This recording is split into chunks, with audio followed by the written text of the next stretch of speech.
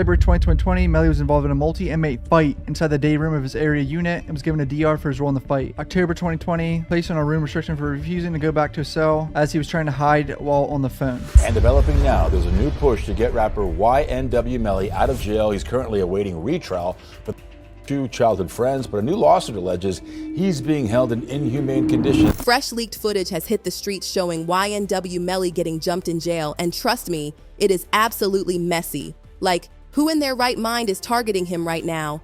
Is this some kind of revenge plot, a calculated setup, or something even more sinister?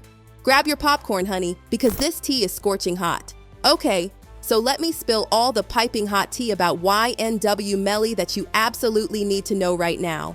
Judge Melissa Damon just made this earth-shattering move. She's giving the Broward County Sheriff's Office, let's call them BSO because we're going to be talking about them a lot, extra time to respond to Melly's lawsuit. And trust me, this is just the tip of the iceberg. A jail guard's deposition just leaked, and child, the tea is everywhere. It's spilling all the details about how they've been treating Melly behind those prison walls, and let me tell you, it is absolutely wild. But here's where it gets even crazier. BSO came back with their own receipts, claiming that Melly has racked up, are you sitting down for this? Over 100 infractions while locked up. 100. I mean, can we just take a moment to process that number? In this absolutely explosive deposition, Melly's legal team went for the jugular, honey. They were grilling this jail guard like it was a Sunday barbecue, trying to get to the bottom of everything that's been happening. And then, boom! They dropped this bombshell about an open investigation because apparently, Melly somehow got a deputy and some jail tech person in such scalding hot water that the deputy actually had to resign. Like, what kind of power moves are being played behind those prison walls? Now, let's dive deeper into this legal drama because it's about to get even spicier. BSO is out here filing motions left and right, literally begging the court for more time to respond to Melly's petition. But that's not even the gag. They're actually asking permission to write more than the court's 10-page limit. Child, they must have some serious dirt to spill if they need all those extra pages. And let me tell you about this petition Melly filed. He is not playing around. He's claiming his rights are being completely and utterly violated while he's stuck in pretrial detention. We're talking Sixth Amendment rights, access to his attorney, everything. And can we please talk about how this man has been locked up since 2018? That's over 6 years waiting for trial on those absolutely horrific charges that he allegedly took out 2 of his friends. The math is not mathing, honey, but hold on to your wigs, because there's more. There's this whole separate witness tampering case against him, where they're saying he's been messing with witnesses connected to the homicide case. It's literally giving layers upon layers of drama. The plot is thicker than a bowl of cold grits. Now, BSO is trying to paint Melly as this complete chaos maker behind bars. They're saying his behavior led to all these sanctions, including losing privileges and being put in stricter confinement. They're trying to play it off like, oh, these are just standard jail rules. But baby, Melly's team is not having it. They're arguing that 3 years of punishment, especially when he's still technically presumed innocent, is just way too much. They're calling it cruel and unusual punishment under the 8th Amendment, plus saying it's totally messing with his right to see his lawyer. And here's the real gag. BSO now has until December 6th to explain why Melly should stay locked up, and honey, they better come with all their receipts. They're saying they need extra time to pull together all these transcripts and documents to make their case. Meanwhile, they're out here denying everything Melly's team is throwing at them, insisting they're just doing their job and that none of this amounts to cruel punishment. The audacity. Now, let's talk about these 100 infractions because this tea needs its own separate cup. Is our boy really wilding out in jail like that, or is BSO just being extra with their documentation? Even if it's not 100 different rules but just separate violations over 4 years, that's still giving problem child energy. BSO claims he's been abusing his phone privileges left and right, which led to some of these restrictions. But is that really the whole story? Enter Sergeant Raymond Beltran, serving all the tea with a side of drama. This jail guard has been basically glued to Melly 24/7 at Paul Reen facility, watching his every move like a hawk. And the stories he's telling? Child, let me tell you. Apparently, Melly wasn't just using his own PIN for phone calls. He was out here using other people's PINs and letting others use his. Now, we've seen this move before in other cases. It's giving classic jail politics, but somehow, Melly's situation got treated like it was the crime of the century.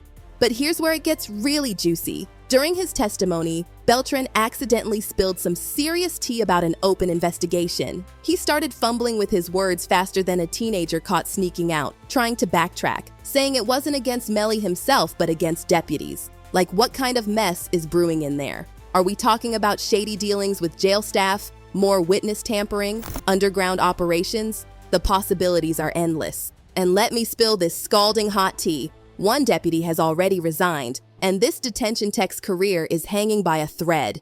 Nobody wants to spill the full details in open court, but honey, something major went down behind those walls. The prosecutor, Miss Bucko, is trying to play it cool, saying Melly's move to Paul Reen wasn't just about witness tampering. But come on, we can read between these lines. Now get this, when Melly's lawyers would visit him at Paul Reen, they would literally put the entire facility on lockdown. I'm talking full shutdown, honey. They'd announce no movement in the facility over the loudspeakers like the president himself was making a surprise visit. Can you imagine the tension in that place? You could probably cut it with a plastic spoon. But wait until you hear about this shakedown situation, because it is giving me life.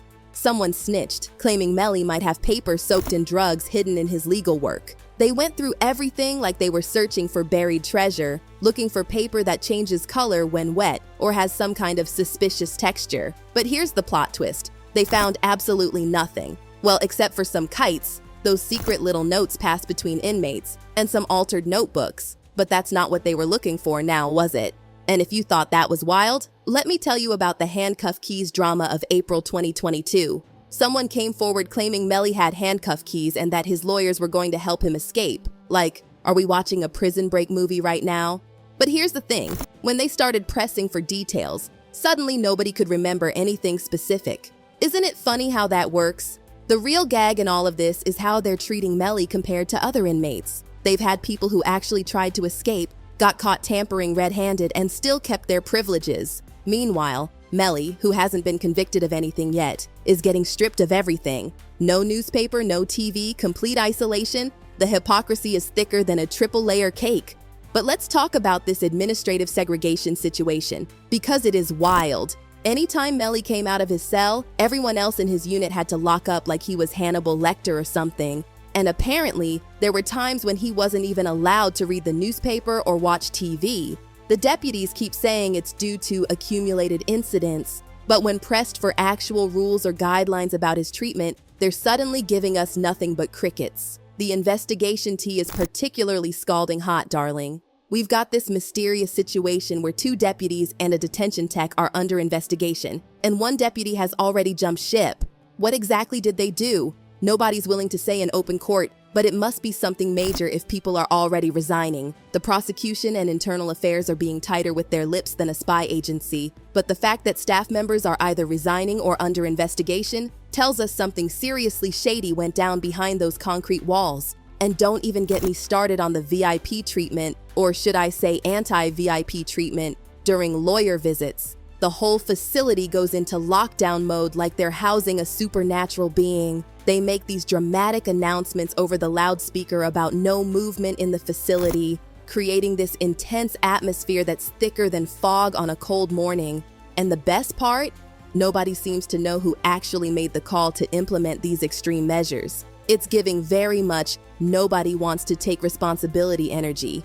Now, Melly's defense team isn't playing around anymore. They're about to file this Brady request, which is basically them saying, show us all your cards. They want to know everything about this internal investigation into the deputies and detention tech. And honestly, if these staff members did something improper, it could be the golden ticket Melly's team needs to argue that this whole situation has been mishandled from the jump.